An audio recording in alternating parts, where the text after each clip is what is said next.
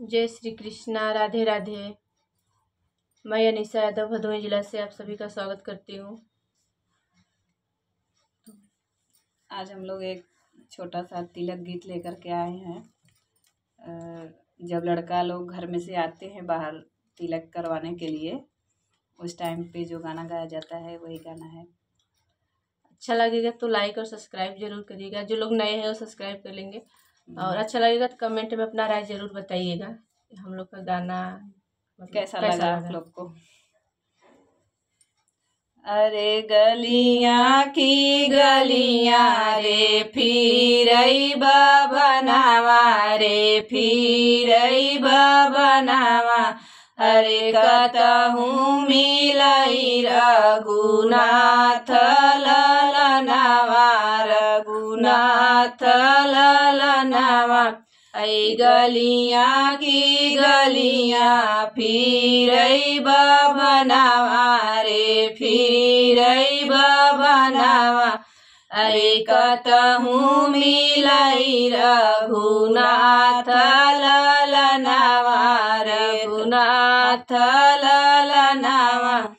ऐ घर में से निकलै कवन राम पुतवा कवन राम पुतवा, अरे हाथवा गिलोली मुँह कचरत पनावा रे कचरत पनावा। ऐ हाथवा गिलोली मुँह कचरत पनावा रे कचरत पनावा। ऐ भदोही में मिलई रघुनाथ ललनावा रे रघुनाथ ललनावा। ऐ भदोही में मिलई रघुनाथ ललनावा रे रघुनाथ ललनावा।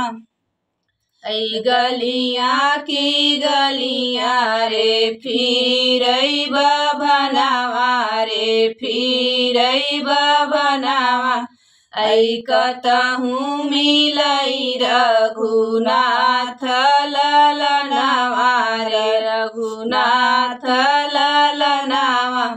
ऐ घर में से निकलै कवन राम पुतवा रे कवन राम पुतवा, अरे हाथवा गिलोली मुँह कचरत पनावा रे कचरत पनावा।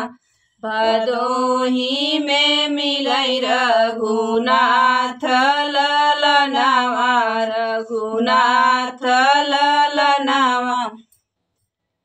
धन्यवाद सुनने के लिए। अगर इसमें अच्छा लगेगा तो लाइक और सब्सक्राइब जरूर करिएगा। छोटा है पर अच्छा है, बताइएगा कैसा लगा।